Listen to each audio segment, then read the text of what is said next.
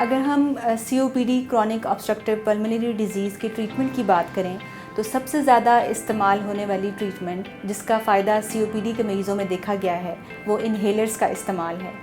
Inhaler को सही तरीके से इस्तेमाल करना इसलिए भी ज़रूरी है क्योंकि अगर इन्हेलर को ठीक तरीके से इस्तेमाल ना किया जाए तो दवाई की मिकदार भरपूर तरीके से आपके फेफड़ों तक नहीं पहुंच पाती, जिसकी वजह से मरीज़ सांस की तंगी और तकलीफ़ की शिकायत बार बार करते हैं। इस वीडियो में हम आपको ये बताएंगे कि इन्हेलर्स के लिए इस्तेमाल होने वाली मुख्तलिफ़ डिवाइसेस को किस तरीके से इस्तेमाल किया जाता है और इनका प्रॉपर वे ऑफ यूजेज क्या है। सबसे पहले नेक्सटहेलर इस्तेमाल करने का तरीका हम आपको बताएंगे। ये हमारे पास नेक्सटहेलर डिवाइस है। दवाई की मिकदार इस पर लिखी होती है। इसको इस तरह से खोलना है आपने और इसके गिर्द होंठों को अच्छे तरीके बंद रखना होगा।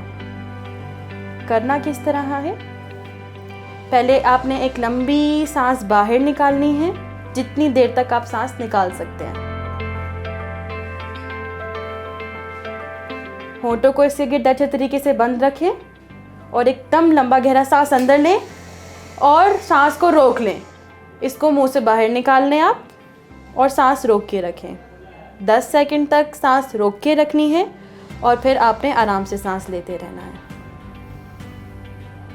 सांस अंदर लेते हुए आपको एक आवाज़ सुनाई देगी।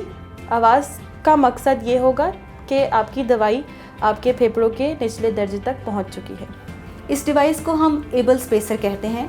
एबल स्पेसर का मकसद ये होता है कि दवाई को भरपूर तरीके से और अच्छे तरीके से फेफड़ों तक पहुंचाने में मदद फराहम करे। और इसके अलावा इसका एक फ़ायदा ये भी है कि जो दवाई आपके मुंह में या गले में रह जाती है ये उसको रहने से बचाती है और भरपूर तरीके से दवाई आपके फेफड़ों तक पहुंच जाती है। एबल स्पेसर का फ़ायदा ये भी है कि ये आपको गले की इरिटेशन और मुख्तलिफ इन्फेक्शन से भी बचा सकती है। MDI में आपका इस्तेमाल जो होता है वो एबल स्पेसर के साथ होता है। इसमें एक वाल्व चैम्बर लगा होता है जो कि आपकी दवाई को आपकी सांस के निचले दर्जे तक पहुंचाने में मदद देता है।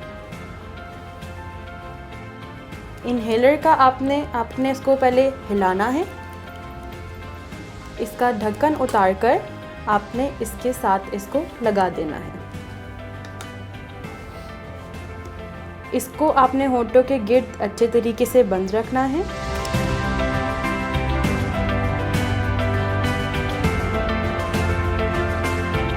पहले एक लंबा गहरा सांस बाहर निकालना है, जितनी देर तक आप निकाल सकते हैं। इसको होंठों के गिर्द बंद कर लें और स्प्रे के साथ एक लंबी गहरी सांस अंदर लेके रोक लें। माउथ पीस को मुंह से निकाल के सांस रोके रखें। 10 सेकंड तक सांस रोकनी है और फिर आराम से सांस लेनी है। MDI का इस्तेमाल हम लोग बगैर एबल स्पेसर के भी कर सकते हैं। MDI देखने में इस तरह होता है और अब इसको हम आपको यूज़ करने का तरीका समझाएंगे। इसका ढक्कन खोलकर 5 सेकंड तक इसको अच्छी तरीके से हिलाना है। फिर आपने एक लंबी फूंक बाहर की तरफ निकालनी है। होंठों को इसके गिर्द बंद कर लें और स्प्रे के साथ सांस अंदर ले लें और रोक लें। 10 सेकंड तक सांस रोक के रखें। उसके दौरान माउथ पीस को निकालकर सांस रोक के रखें और फिर नॉर्मल सांस ले लें। तीसरा, हम आपको नेबुलाइज़र इस्तेमाल करने का तरीका सिखाएंगे। इसमें आपने कैप्सूल डालनी होती है। इसको आपने इस तरह से खोलना है और इसको साइड पे रख के आपने अपनी कैप्सूल निकाल लेनी है। कैप्सूल देखने में ऐसी होगी। ट्रांसपेरेंट हिस्सा आपने कैप्सूल का नीचे रखना है। इसको आप बंद कर लेंगे। इसको होंठों के गिर्द बंद रखना है और फिर एक लंबी गहरी सांस अंदर लेके सांस रोक लेनी है। पहले आप अपनी सांस को जितनी देर तक बाहर निकाल सकते हैं बाहर निकालें। इसको मुंह में रख लें और लंबा गहरा सांस अंदर लेके रोक लें। इसको मुंह से निकाल लें और सांस रोक के रखें। 10 सेकंड तक सांस रोकें और नॉर्मल सांस लें। आमतौर पर लोगों के अंदर ये तासुर पाया जाता है कि इन्हेलर का इस्तेमाल आपको सारी ज़िंदगी के लिए इन्हेलर डिपेंडेंट कर देता है, जबकि इन्हेलर का इस्तेमाल COPD के मरीज़ों में फेफड़ों को और सांस को सुकून फराहम करने में अव्वल किरदार अदा करता है। इसलिए इन्हेलर का ठीक तरीके से इस्तेमाल COPD के मरीज़ों के लिए बेहतर तौर पर उनकी बीमारी को रोकने में मदद फराहम कर सकता है।